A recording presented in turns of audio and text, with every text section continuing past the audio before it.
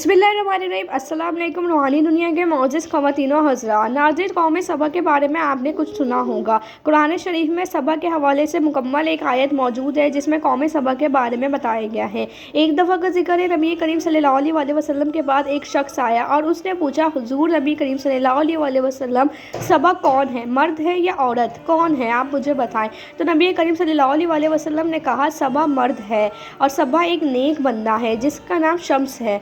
सबा ने ही हुज़ूर नबी करीम सल्लल्लाहु अलैहि वसल्लम के आने की पेशें गोई की थी कि एक वक्त आएगा जब अल्लाह ताला के आखिरी रसूल आएंगे, नबी करीम सल्लल्लाहु अलैहि वसल्लम दुनिया में तशरीफ़ लाएंगे और उन्हीं पे ही नबूवत का सिलसिला ख़त्म हो जाएगा। सबा के 10 बेटे थे जिसमें से 6 बेटे यमन में चले गए और 4 बेटे शाम में चले गए। जब मलका बिल्किस की शादी हज़रत सुलेमान रज़ी अल्लाह ताला अन्हा के साथ हुई तो लोगों ने, कौम सबा के लोगों ने काफ़ी हद तक तौहीद पर ईमान रखा, लेकिन उनके बाद लोग बगावत करने लग गए, यानी कि अल्लाह ताला को मानने से इनकार कर दिया और कुफ्र और शिर्क में मुब्तला हो गए। अल्लाह ताला ने कौम सबा को खूबसूरत वादियों से नवाजा हुआ था, हर किस्म के फल और मेवों से नवाजा हुआ था। कौम सबा में 2 पहाड़ मौजूद थे जिनके बीच में थोड़ा सा गैप था, यानी कि जब भी पानी का डेला आता तो उस गैप में से पानी वादी की तरफ चले जाता। लेकिन मलका बिल्किस के दौर में पहाड़ के बीच में से उन्होंने एक बंद बना दिया, यानी कि एक डैम बना दिया कि जब भी पानी का डेला आए तो उस डैम के अंदर मौजूद हो जाए पानी और वादी को कोई नुकसान नहीं हो।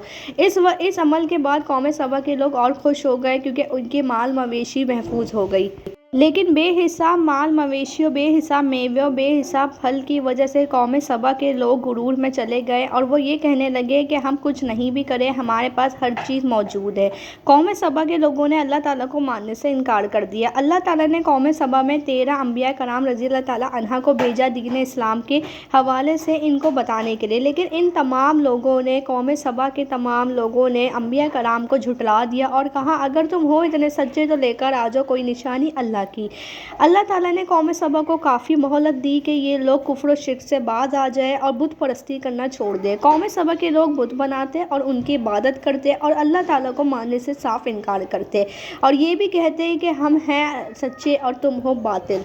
एक दफ़ा का जिक्र है कि एक शख्स ने कहा, कौम सबा में इस कदर माल और इस कदर फल और मेवे थे, अगर कोई औरत सर पर खाली ठेला उठाए चलती तो उसके सर पर जो ठेला था वो खुद ब खुद ही फल की वजह से बढ़ जाता, क्योंकि कौम सबा के दरख्त इतने थे। कौम सबा में ज़्यादा से ज़्यादा फल और मेवों की चीज़ें थी और फल हर वक्त गिरते रहते थे और जब हवा चलती तो फल की खुशबू पूरे वादी में फैल जाती।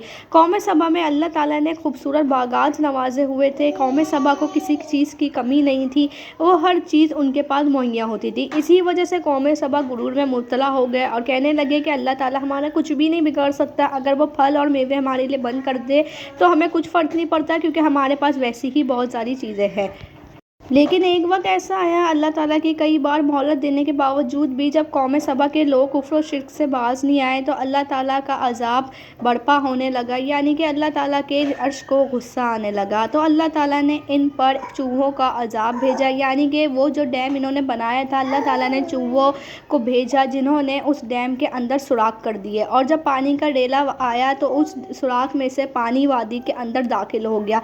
बेतहाशा जब पानी दाखिल हुआ तो कौम सबा की तमाम माल मवेशी वादी सब कुछ बर्बाद हो गई, यहाँ तक के लोग उसी पानी के डेले में तबाह बर्बाद हो गए और अल्लाह ताला ने इस तरीके से कौम सबा को एक ही झटके में सफ़ाए हस्ती से मिटा दिया। बेशक इबादत के लायक अल्लाह ही की ज़ात है और अल्लाह ताला ने गुरूर करने वालों को सख्त नापसंद करा है। मेरी वीडियो आज की अच्छी लगी हो तो मेरी वीडियो को शेयर और सब्सक्राइब करना चैनल को नहीं भूलेगा। मिलते हैं अगली वीडियो में, जब तक के लिए अल्लाह हाफ़िज़।